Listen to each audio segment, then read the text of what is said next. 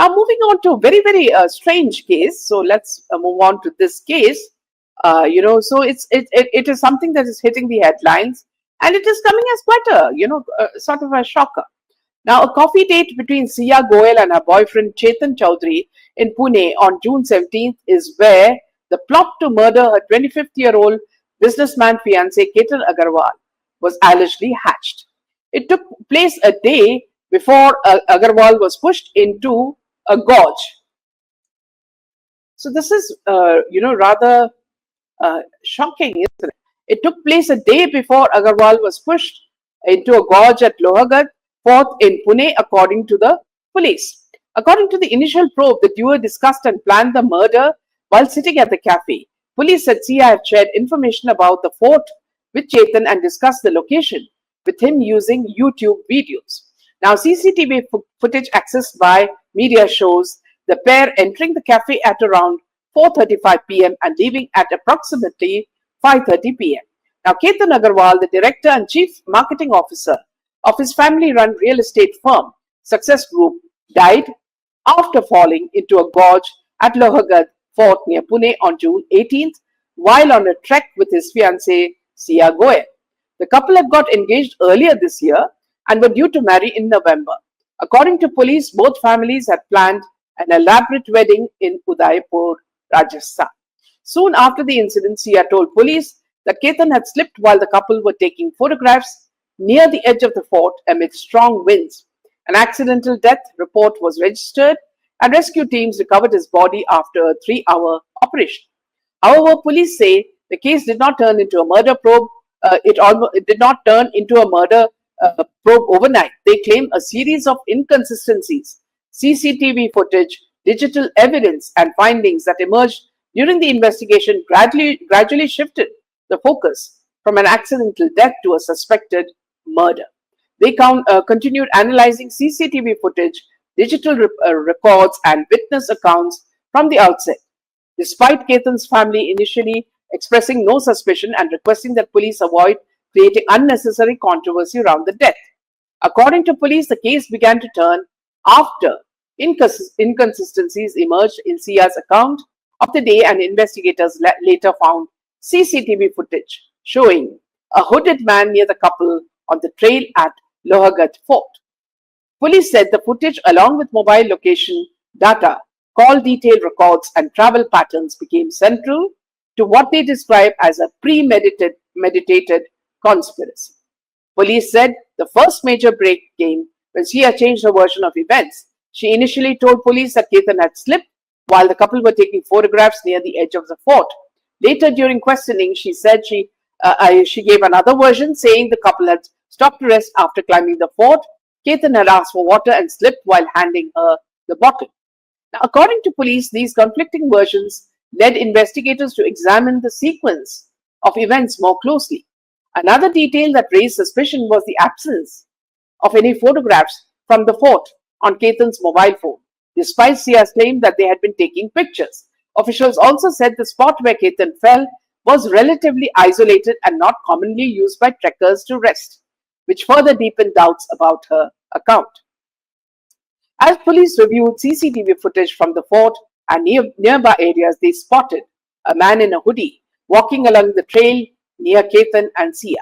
According to police, Sia was seen repeatedly looking back towards him and at one point making a hand gesture, to which the man appeared to respond. Now, police later analyzed call detail records, mobile location data, and travel patterns before identifying the hooded man as Chetan Chaudhary. According to police, the CCTV footage became one of the most important pieces of evidence in the case and led investigators to study Chaudhary's movements in greater detail.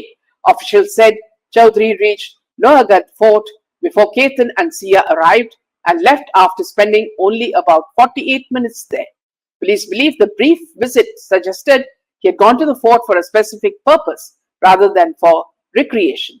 Investigators said this timeline, when viewed with CCTV footage, mobile location data, and call records, became an important part of the conspiracy. So you can imagine just how devious this couple, the girl and her boyfriend, were to take the life of an innocent man. if the girl did not want to marry him, she should have just refused him, isn't it? That would have been the best thing to do, And Lena says, extremely sad, amazing. No one knew she had a boyfriend. What I don't understand is what is the motive? Because if this girl did not want to really get married to him and she already had a boyfriend, then why the hell did she decide to marry him later in November? So there seems to be something much more, secretive in this. And also, one thing we have to realize, friends, is that in India now, some certain murders are happening, which are rather weird, and we do not know whether there is political, some sort of, evil people in the political background who are doing this, because you're hearing of very very weird crimes, and this never happened earlier. So there is something very suspicious. First of all, I would tell people that stop having these elaborate weddings, at different forts and palaces. If they are trying to imitate Bollywood, you have Kiara and Siddharth. Sometimes that in most Bollywood weddings, these are all artificial weddings. These are business arrangements. They're not even husband and wife in the real sense. They don't even have children in the proper manner. They have it, in a surrogate manner. So if Indians are trying to imitate the lives of these celebrities who celebrate in palaces in Udaipur and other places in India for the big fat wedding, they should understand that the impact of this on the common man. And a lot of the times, that see, with so much of exposure, most couples, or you can say youngsters, are reluctant to go through the what you call the arranged marriage route. So whenever an arranged marriage is happening, it's very important to understand the complete background of both the both the people to before they go ahead in a marriage. So in this case, was it not possible to find out about this girl and her intentions? And if you look at some of the incidents that happened before to Ketan, many incidents happened. And was this boy so gullible that he could not see through this girl's artificial nature and her devious plans? So there's something wrong with both the man and the girl. And I hope that whatever strange mystery is there behind this devious murder will come out. So it's very important. Now Lena says, now boys family and girls family have to hire detectives to find out everything about the person.